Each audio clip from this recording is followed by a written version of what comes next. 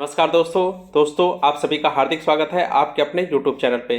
दोस्तों आज हम बात कर रहे हैं डीएलएड फर्स्ट सेमेस्टर के फर्स्ट पेपर की, जो कि हमारा है बाल विकास एवं सीखने की प्रक्रिया। दोस्तों इस क्लास से पहले हम लोग क्या क्या पढ़ चुके हैं? बाल विकास का अर्थ, आवश्यकता तथा क्षेत्र। और क्या क्या पढ़े हैं? बाल विकास की अवस्थाएं, कौन कौन सी अवस्थाएं होती है दोस्तों? शैशवावस्था, बाल्यावस्था, किशोरावस्था, और उसके अंतर्गत होने वाले विकास आज पढ़ेंगे। अगर दोस्तों आपको पहले क्लास ना मिली हो तो ऊपर कॉर्नर पे आई बटन आ रहा है, उस पर आप क्लिक करिए, पूरी आपको प्लेलिस्ट मिल जाएगी। आप वहां से प्रीवियस क्लास देख सकते हैं।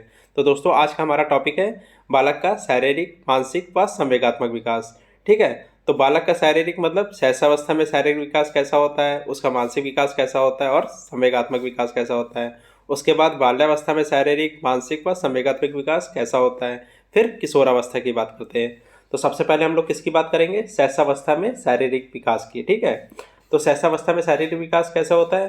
तो दोस्तों शैशवावस्था में शरीर का विकास, देखिए सबसे पहले भार आता है। ठीक है, शरीर के विकास में शैशवावस्था में कितना होता है? जन्म के समय पूरी शैशवावस्था में बालक का भार बालिका से अधिक होता है। देखो दोस्तों, जो बालक का भार होता है बालिका से अधिक होता है। जन्म के समय बालक का भार लगभग कितना होता है? 7.5 पाउंड, 7.5 पाउंड होता है। तथा बालिका का भार कितना होता है? 7.13 पाउंड। ठीक है, तो बालक का भार ज़्यादा होता है, 7.5 पाउंड होता है, और बालिका का भार 7.13 पाउंड होता है। ठीक है, ये क्वेश्चन आता है शैशवावस्था में जन्म के समय बालक का भार कितना होता है। अगली बात करते हैं दोस्तों, शारीरिक विकास में क्या आता है? लंबाई। तो दोस्तों जन्म के समय बालक की लंबाई कितनी होती है? 20.5 इंच होती है, और जबकि बालिका की लंबाई कितनी होती है? 20.3 इंच। ठीक है, आप लोग इसको ध्यान रखिएगा। फिर शारीरिक विकास में क्या आता है? सिर व मस्तिष्क का विकास। नवजात शिशु के सिर की लंबाई उसके शरीर की कुल लंबाई की 1/4 होती है। ठीक है, बालक के सिर का भार जन्म के समय कितना होता है? 350 ग्राम होता है। दोस्तों ये याद रखिएगा, कितना होता है जन्म के समय सिर का भार? 350 ग्राम। ठीक है, हड्डियों की बात करते हैं दोस्तों। नवजात शिशु में हड्डियों की संख्या कितनी होती है? 270 होती है। शैशवावस्था में शिशु की हड्डियां छोटी व ज़्यादा होती हैं, संख्या में ज़्यादा होती हैं। ठीक है, देखिए शैशवावस्था में शिशु की हड्डियां छोटी होती हैं क्योंकि वो छोटा होता है, लेकिन संख्या में ज़्यादा होती है। धीरे धीरे हड्डियों की संख्या कम हो जाती है। दांत कैसे होते हैं दोस्तों? दांतों का विकास कैसा होता है शैशवावस्था में? 6वें माह में शिशु के अस्थायी दांत या दूध के दांत निकलने आरंभ हो जाते हैं। लगभग 4 वर्ष की आयु में शिशु के सारे दांत निकल आ जाते हैं। ठीक है, पहले हमारे दूध के दांत निकलते हैं जो कि अस्थायी होते हैं, उसके बाद फिर परमानेंट दांत निकलते हैं। तो 6ठे माह से वो स्टार्ट हो जाते हैं और 4 साल तक वो उसके पूरे दांत निकल आते हैं। ठीक है, आगे बात करते हैं। देखिए दोस्तों, शारीरिक विकास की बात कर ली और शैशवावस्था में मानसिक विकास की बात करेंगे। तो देखो सोरेन के शब्दों में, जैसे जैसे शिशु प्रतिदिन, प्रतिमास, प्रतिवर्ष बढ़ता है वैसे वैसे उसकी शक्तियों में परिवर्तन होता है। ये किसने कहा था दोस्तों? ये कहा था सोरेंस ने। ठीक है, क्या कहा था? जैसे जैसे शिशु प्रतिदिन, प्रतिमास, प्रतिवर्ष बढ़ता है वैसे वैसे उसकी शक्तियों में परिवर्तन होता रहता है। आगे बात करते हैं दोस्तों मानसिक विकास की। तो पहला पॉइंट है जन्म के समय व पहले सप्ताह में। तो दोस्तों जॉन जॉन लॉक ने क्या कहा था? नवजात शिशु का मस्तिष्क कोरे कागज के समान होता है जिस पर वह अनुभव लिखता है। ये किसने कहा था? ये जॉन लॉक ने कहा था। फिर भी शिशु के जन्म के समय से कुछ कार्य करता है। जैसे देखिए, शिशु जन्म के समय कौन कौन से कार्य करता है? जैसे छींकता है, हिचकी लेता है, दूध पीता है, हाथ पैर हिलाना है, रोकर प्रकट कष्ट प्रकट करता है। ठीक है, वो अपने आप सीखता है। ठीक है, और जबकि जॉन लॉक ने कहा, क्या कहा था? नवजात शिशु का मस्तिष्क कोरे कागज की तरह होता है। जबकि पूरा गलत है, लेकिन वो कुछ ना कुछ अपनी क्रियाएं पहले से ही सीख के आता है। ठीक है, जैसे छींकना, हिचकी लेना, इसे कोई सिखाता नहीं है, वो अपने आप उसमें विद्यमान रहती है। और जन्म के दूसरे सप्ताह में क्या होता है दोस्तों? मानसिक विकास में शिशु प्रकाश, चमकीले, बड़े आकार की वस्तुओं को ध्यान से देखता है। जब वो 2 सप्ताह का हो जाता है तो जैसे उसके सामने कोई बल्ब जल रहा है तो उसको बड़े ध्यान से देखेगा, कोई चीज़ चमक रही है तो उसको ध्यान से देखेगा। आपने देखा होगा जो बॉल आती है, बॉल में जो लाइट जलती रहती है उसको बड़े ध्यान से देखता है। ठीक है, और पहले माह में क्या होता है? तो दोस्तों पहले माह में क्या होता है? शिशु कष्ट या भूख का अनुभव होने पर विभिन्न प्रकार से चिल्लाता है। ठीक है, हाथ में दी जाने वाली वस्तुओं को पकड़ने की चेष्टा करता है। पहले माह में क्या करता है? अगर उसे कोई कष्ट हो रहा है या फिर भूख लग रही है तो रो कर प्रकट करता है, या वो किसी तरह प्रकट करता है चिल्ला के। ठीक है, अगर कोई चीज़ हम हाथ में उसके दे रहे हैं तो वो पकड़ने की कोशिश करेगा, वो पहले माह में करता है। दूसरे माह में क्या होता है दोस्तों?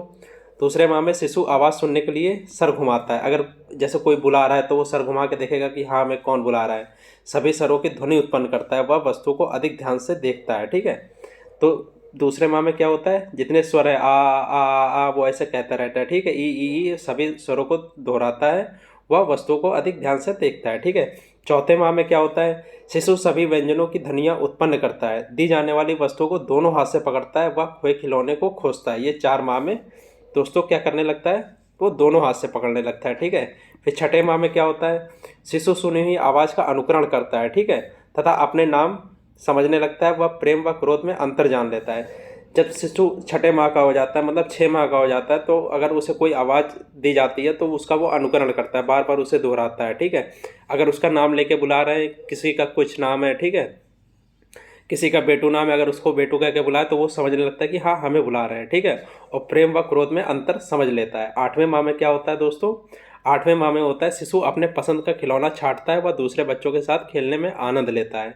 ठीक है। जब वो 8 महीने का हो जाता है तो उसे ये लगता है कि हाँ ये बाइक अच्छी है या फिर प्लेन उड़ने वाला अच्छा है। जो खिलौने होते हैं वो अपने आप का पसंद छांटता है कि मुझे ये चीज़ चाहिए। ठीक है। और दूसरे बच्चों के साथ खेलता है। जब वो 1 साल का दोस्तों हो जाता है तो 1 साल में क्या होता है, शिशु 4 शब्द बोलता है और दूसरे व्यक्ति की क्रियाओं का अनुकरण करता है। वो 1 साल में। दूसरे वर्ष में क्या है, शिशु 2 शब्दों के वाक्यों का प्रयोग करता है। वर्ष के अंत में उसके पास 100 से 2 शब्दों के भंडार होते हैं। किस वर्ष में होते हैं दोस्तों, दूसरे वर्ष में होते हैं। जब वो 2 साल का कंप्लीट होने वाला होता है तो 100 से 200 शब्दों का भंडार होता है। ठीक है। तीसरे वर्ष में क्या होता है, शिशु पूछे जाने पर अपना नाम बताता है, वह सीधी व लंबी रेखाओं को देखकर बनाने का प्रयत्न करता है। जब वो तीसरे वर्ष का हो जाता है तो अगर उससे पूछते हैं तुम्हारा नाम क्या है, तो वो अपना नाम बताता है और सीधी लंबी रेखा को देखकर, सीधी अगर कोई लंबी रेखा है तो उसको बनाने का वो प्रयास करता है। चौथे वर्ष में क्या होता है दोस्तों, चौथे वर्ष में ये होता है शिशु 4 तक की गिनती सीख लेता है। ठीक है। छोटी व बड़ी संख्याओं में अंतर जान लेता है, अक्षर लिख लेता है। ठीक है। 5वें वर्ष में क्या होता है, हल्की व भारी वस्तु में अंतर, रंगों की पहचान, 10 से 11 शब्दों के वाक्यों को दोहराता है। जब 5 वर्ष का हो जाता है तो कौन सी चीज़ हल्की है कौन सी भारी है ये पहचान लेता है। ठीक है। रंगों की पहचान कर लेता है कि हाँ ये पीला रंग है, ये काला रंग है, ये ऐसा रंग है। ठीक है। और 10 से 11 शब्दों के वाक्यों को दोहरा लेता है। ठीक है। आगे बात करते हैं दोस्तों। देखिए शिशु में कौन कौन से विकास पढ़ लिए, शारीरिक विकास, मानसिक विकास। अब सहसावस्था में संवेगात्मक विकास की बात करेंगे। रिपर्ट्स के अनुसार संवेग जन्म से ही विद्यमान नहीं रहते हैं, मानव व्यक्तित्व के किसी भी अंग में समान उनका विकास होता है। तो दोस्तों रिपर्ट्स ने क्या कहा था, संवेग जो होते हैं जन्म के समय विद्यमान नहीं रहते हैं, मानव व्यक्तित्व के किसी भी अंग के समान उनका विकास होता है, धीरे धीरे संवेग का विकास होता है। ठीक है। और ब्रिजेश ने क्या कहा था, ब्रिजेश ने शिशु के जन्म के समय ही केवल उत्तेजना होती है, वह 2 वर्षों की आयु तक उसमें लगभग सभी संवेगों का विकास हो जाता है। किसने कहा था, ब्रिजेश ने कहा था। ठीक है। आगे बात करते हैं। शिशु अपने जन्म के समय ही संवेगात्मक व्यवहार की अभिव्यक्ति करता है। ठीक है। जैसे रोना, चिल्लाना, हाथ पैर पटकना इसका प्रमाण है। देखिए रिपर्ट्स ने क्या कहा था, वो एकदम उसके अंदर संवेग नहीं होता, वो धीरे धीरे सीखता है, जबकि नहीं संवेग होता है, वो रो के स्टार्टिंग में ही प्रकट करता है, जैसे वो जन्म लेता है चिल्लाता है। ठीक है। तो इसका मतलब उसमें संवेग कहीं ना कहीं पूरी तरह से विद्यमान है। ठीक है। हाथ पैर पटकना।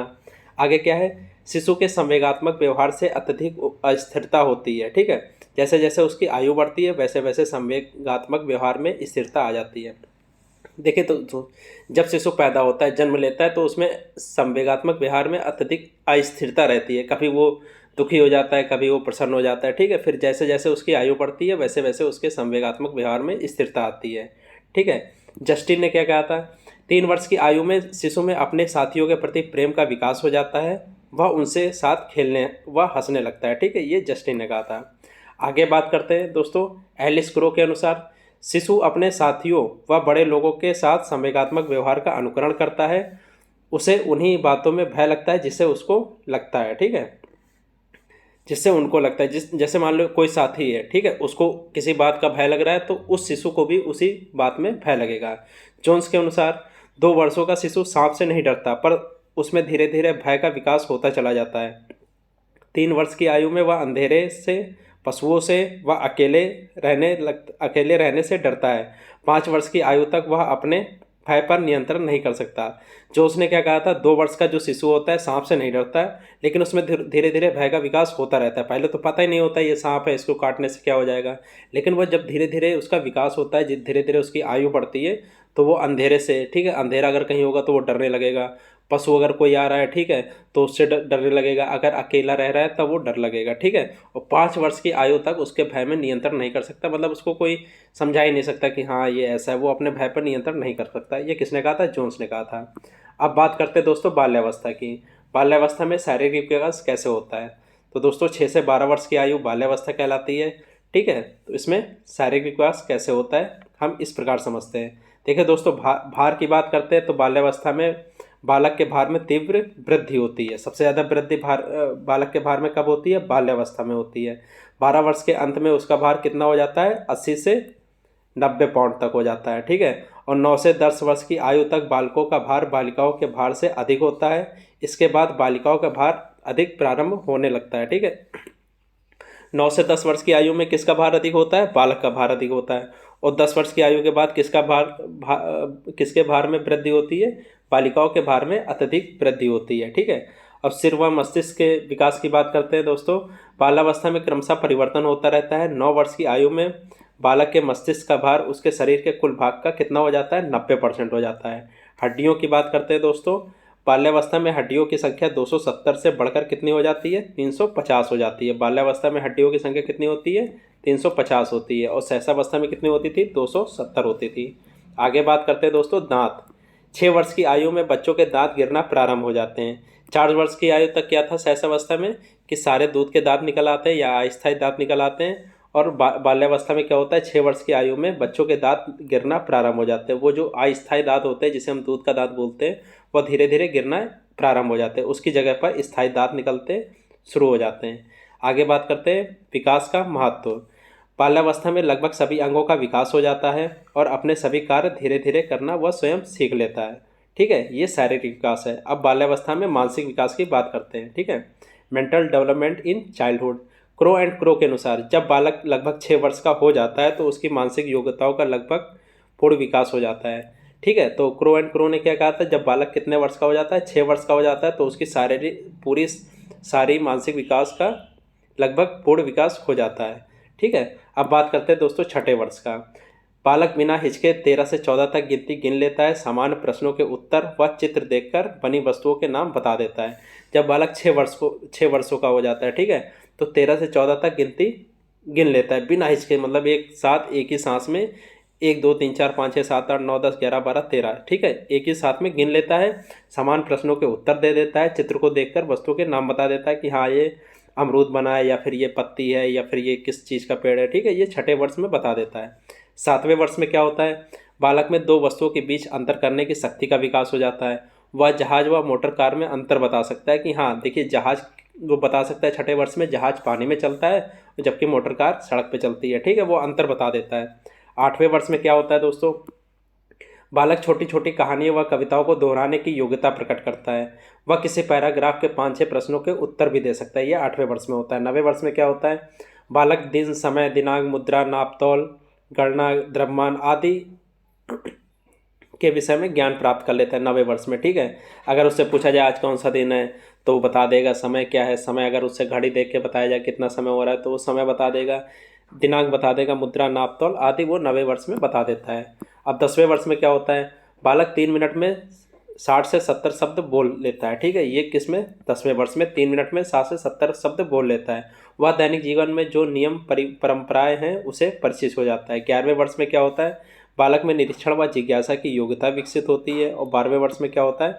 बालक में तर्क समस्या समाधान की योग्यता विकसित हो जाती है। वह किसी देखी वस्तु या किसी देखी हुई फिल्म की 75% बातें बता सकता है। तो 12वें वर्ष में क्या होता है दोस्तों? मानसिक विकास में कि समस्या समाधान की योग्यता तो विकसित हो ही जाती है। अगर कोई वो मूवी देखता है तो उसका 75% बता देता है कि हाँ ये मूवी में क्या क्या हुआ था। अब दोस्तों बात करते हैं बालक में संवेगात्मक विकास की। तो संवेगात्मक विकास की बात करते हैं। बालक में संवेग स्पष्ट निश्चित होते हैं। तो दोस्तों किस में होते हैं? बालक में बाल्यावस्था में जो होते हैं संवेग क्या होते हैं? स्पष्ट व निश्चित होते हैं। अगला पॉइंट क्या है? बालक में संवेगात्मक विकास को विद्यालय का वातावरण व शिक्षक विशेष रूप से प्रभावित करता है। जो बालक में संवेगात्मक विकास है वो कौन प्रभावित करता है? विद्यालय का वातावरण व शिक्षक विशेष रूप से प्रभावित करते हैं। टोली या समूह में रहने के कारण बच्चों में पारस्परिक घृणा, देश, ईर्ष्या पाई जाती है। जब दोस्तों बाल्यावस्था में होता है तो वो समूह बना लेता है, ठीक है। और समूह में क्या होता है कि हाँ वो देखता है कि हाँ जो उनका समूह है थोड़ा सा वैसा है, तो वो ईर्ष्या द्वेष भावना ये जागृत हो जाती है, ठीक है। ये संवेगात्मक विकास है उसका, कि वो दूसरों से घृणा करने लगता है, ईर्ष्या करने लगता है, द्वेष करने लगता है, ठीक है। तो दोस्तों आज हमने क्या क्या पढ़ा। आज हमने शैशवावस्था तथा बाल्यावस्था में शारीरिक, मानसिक व संवेगात्मक विकास के बारे में अध्ययन किया है। अगली कक्षा में किसकी बात करते हैं, किशोरावस्था की बात करते हैं। दोस्तों अगर आप चैनल में नए हैं तो चैनल को सब्सक्राइब करिए, लाइक करिए, कमेंट करिए। और दोस्तों आगे की क्लास अगर आपको देखना है तो चैनल को सब्सक्राइब करिए। पिछली क्लास आपको आई बटन पे मिल जाएगी, आप वहाँ से देख सकते हैं। धन्यवाद दोस्तों।